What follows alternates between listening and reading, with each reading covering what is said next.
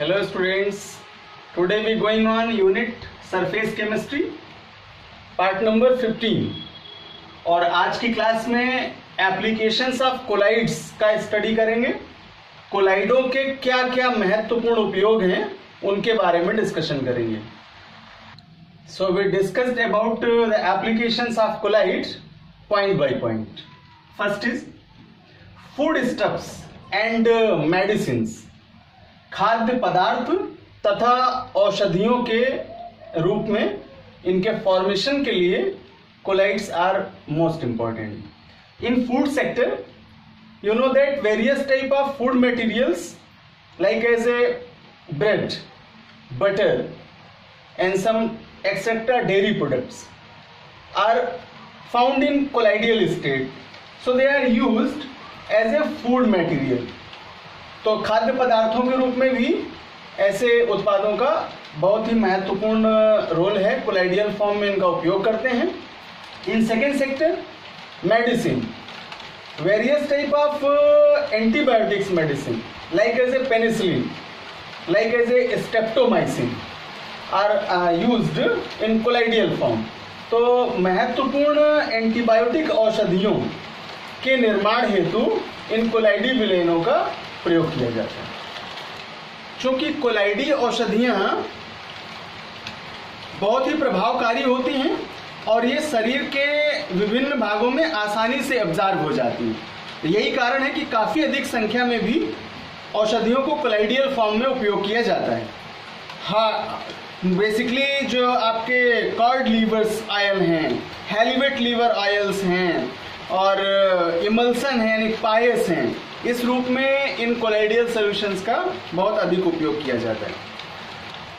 मक्खन, फलों की जेली, ब्रेड, आइसक्रीम आदि ये विभिन्न प्रकार के ऐसे खाद्य पदार्थ हैं जो कोलाइडियल फॉर्म में ही प्रयोग में लाए जाते हैं। Now second important application, purification of water, जल के शुद्धिकरण हेतु। In this process we says that in water works various type of electrolyte substance like as a alums and some etc electrolyte substance are used for the purification of water. In this type of purification, electrolyte substance break down in their ions and coagulate the impurities and then water is pure. Skandan की क्रिया के द्वारा यहाँ जो वैद्युत अपघट्य पदार्थ जैसे फिटकरी है, जैसे एल्यूमिनियम सल्फेट है आदि का प्रयोग करते हैं और ये आयनित होकर के आयनों में विभक्त होकर के स्कंदन की क्रिया के द्वारा या कोगुलेशन प्रोसेस के द्वारा उन इम्प्योरिटीज को पृथक कर देते हैं और प्रेसिपिटेटेड हो जाते हैं और क्षेपण प्रक्रम से इस प्रकार ये जल को शुद्ध कर लेते हैं। यहाँ मुख्य रूप से फिटकरी K2SO4, Al2SO4 का होल टेकन 3 and 24H2 और एल्यूमिनियम सल्फेट Al2SO4 इलेक्ट्रोलाइट्स का यूज करते हैं। तो अगर हम इनके आयंस को देख लें तो यहाँ भी एल्यूमिनियम आयन की प्रेजेंस है, एल्यूमिनियम सल्फेट में अल्सा एल्यूमिनियम आयन की प्रेजेंस है और यहाँ K+ आयन की प्रेजेंस है। तो इस तरह से K+, Al++ आयन की प्रेजेंस के कारण यहाँ कोगुलेशन प्रोसेस से वाटर का प्यूरिफिकेशन इजिली कर लेते हैं। Now third is sewage disposal, are also we says that sewage treatment. So sewage जल में गंदी मिट्टी आदि के कण उपस्थित होते हैं जो कोलाइडियल नेचर के होते हैं और इन कणों को इलेक्ट्रोफोरोसिस के द्वारा अलग किया जाता है। इस सीवेज वाटर को एक टनल के माध्यम से गुजारते हैं और उसमें इलेक्ट्रोड्स लगे होते हैं और इन इलेक्ट्रोड्स को हाई पोटेंशियल पर रखते हैं जिससे जल में उपस्थित जो कोलाइडी कण हैं वे विपरीत आवेश वाले इलेक्ट्रोड की ओर गति करते हैं। विपरीत आवेशित इलेक्ट्रोड पर पहुंचकर ये कण न्यूट्रलाइज हो जाते हैं अर्थात उदासीन हो जाते हैं और इसके पश्चात आपस में कोगुलेट कर लेते हैं अर्थात स्कंदित हो जाते हैं। तो इस प्रक्रम द्वारा प्राप्त जो वेस्टेज है, गंदगी है, उसके जो कोलाइडियल पार्टिकल्स हैं वे कोगुलेशन पार्टिकल्स को अर्थात स्कंदित कणों को मेन्योर के रूप में, जिसे खाद भी कह सकते हैं, उसके रूप में प्रयोग कर लेते हैं। Now next application, smoke precipitation, धुएं के अवक्षेपण हेतु। यहाँ स्मोक कोलाइडियल सब्सटेंस के रूप में है और जो कार्बन की प्रेजेंस है वह वहां परिक्षेपण माध्यम है। तो एरियोबिक रीजन में प्रेजेंस होने के कारण धुआं कार्बन के कोलाइडी कणों के साथ, जो कि एक तरह से कह लें कि एयर पोल्यूटेड है, उपस्थित होता है और इस कारण ये इसका अवक्षेपण कर देता है। और धुएं के अवक्षेपण में जो उपस्थित कोलाइडी कार्बन के कण हैं उनको पृथक कर लेते हैं और इस प्रकार वैद्युत कण संचरण के द्वारा यानी इलेक्ट्रोफोरोसिस के द्वारा इन्हें अलग कर लेते हैं और इसे कैटरल प्रेसिपिटेटर या कैटरल अवक्षेपक इक्विपमेंट्स के द्वारा प्रयोग करते हैं।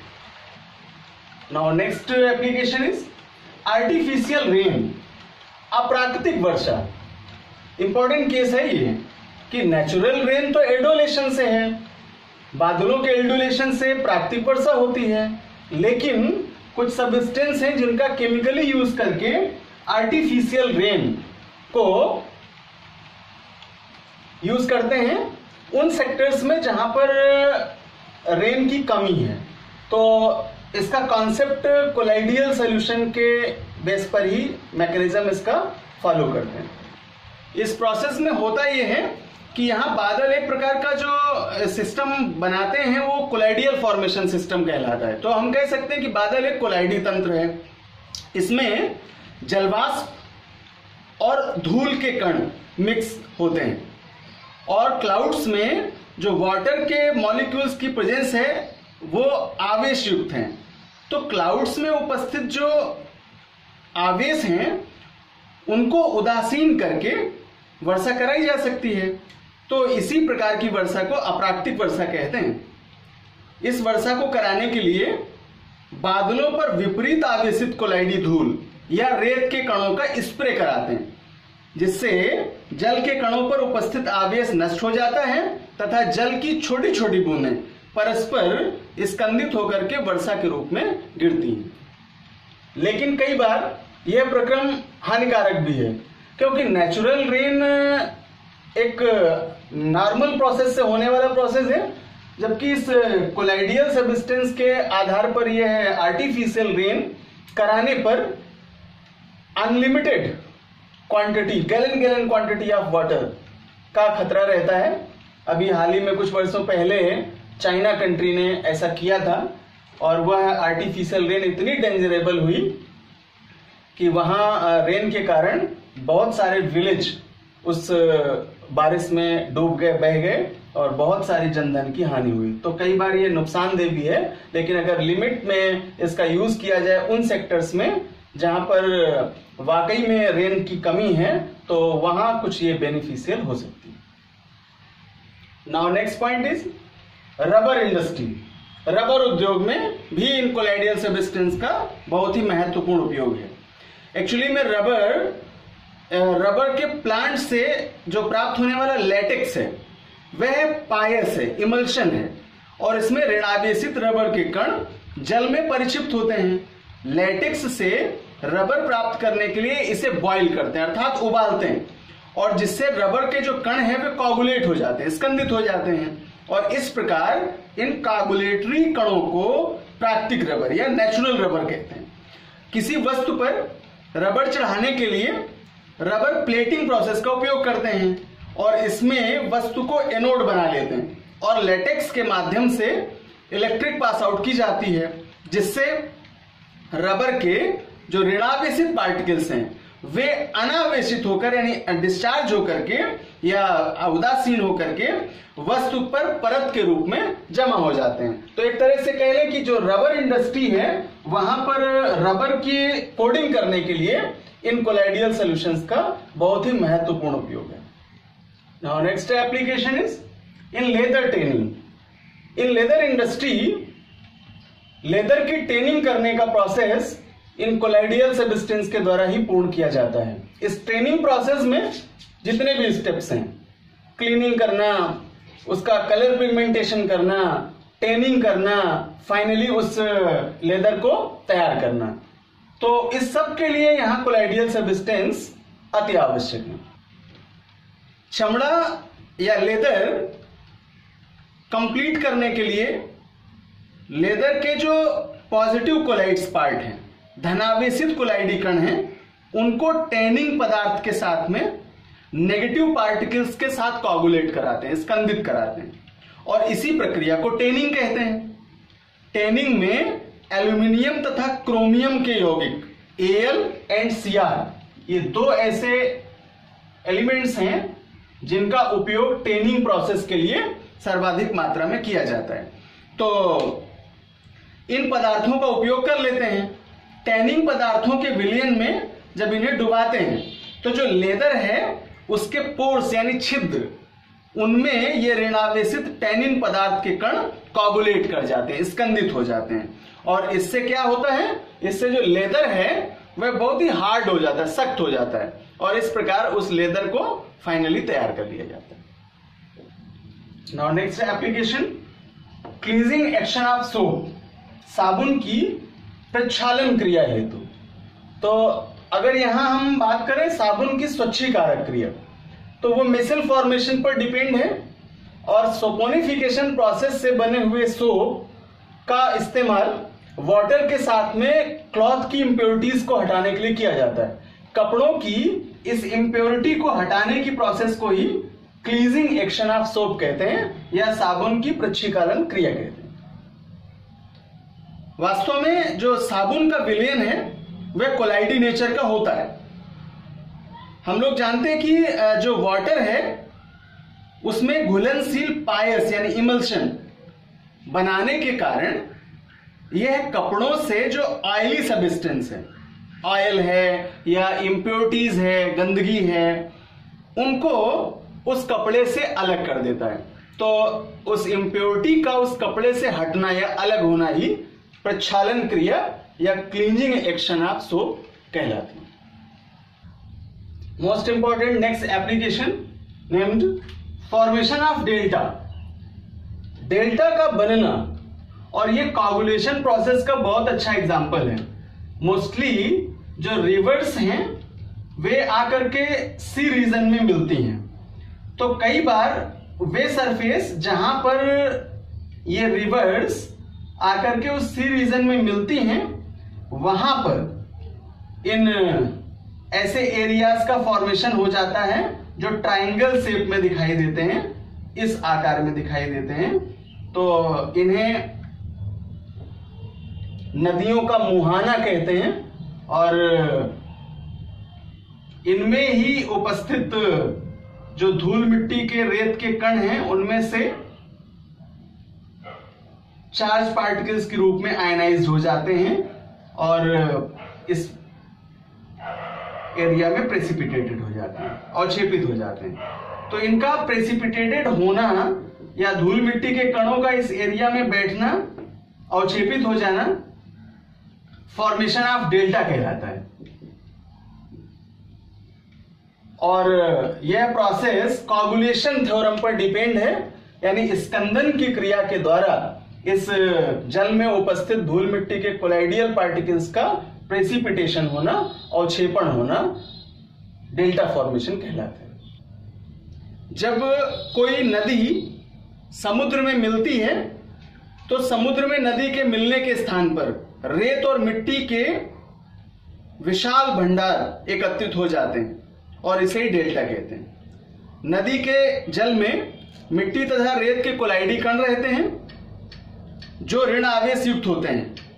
समुद्र के जल में धनावेशित आयन जैसे Na+, Mg2+, ये जो पॉजिटिव नेगेटिव चार्ज दिखाए हमने यहाँ, बेसिकली सोडियम क्लोराइड की प्रेजेंस रहती है समुद्री जल में, तो वहां से Na+ आयन, और वाटर में ऑलरेडी इन आयंस की प्रेजेंस है, तो मैग्नीशियम के आयंस हैं Mg++, कैल्शियम के आयन है Ca++, इन आयनों की उपस्थिति रहती है। तो ये आयन जब उपस्थित होते हैं तो नदी का जल समुद्र के जल के संपर्क में आने पर उपस्थित इन कणों को ऋणावेशित समुद्री जल के धनावेशित आयनों के द्वारा नष्ट किया जाता है और इस कारण ये कोगुलेट कर जाते हैं, स्कंदन हो जाता है और स्कंदन क्रिया के कारण ये मिट्टी के कण, धूल मिट्टी के कण और रेत के कण तलछटी पर बैठ जाते हैं, प्रेसिपिटेटेड हो जाते हैं। और यही कारण है कि नदियों और समुद्रों के मिलने के स्थान पर, जिनको मैंने कहा मुहाना, तो इन मिलने के स्थान पर डेल्टा का निर्माण हो जाता है।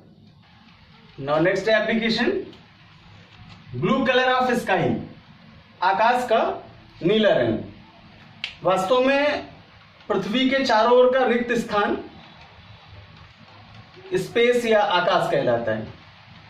तो यहां पर वायुमंडल में उपस्थित धूल मिट्टी के जो कण हैं वे प्रकाश के प्रकीर्णन, जो कि घटना हम लोगों ने टिंडल इफेक्ट में पढ़ी थी, उसके आधार पर वर्क करते हैं और उस प्रकीर्णन के कारण ही आकाश का रंग नीला दिखाई देता है। Now last application, blood. Simply says that blood is a liquid connecting tissue, also present in human body.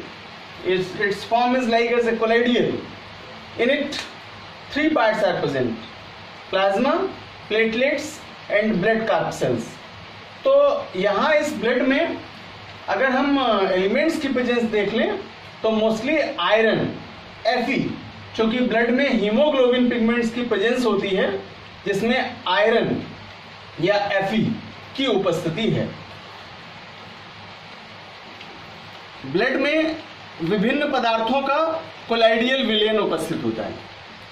इसमें उपस्थित कोलाइडी कण ऋणावेशित होते हैं और इनके नेगेटिव पार्ट्स का कोगुलेशन पॉजिटिव आयंस, स्पेशली मैंने कहा आयरन Fe2+, Al3+, आयन की प्रेजेंस के कारण होता है।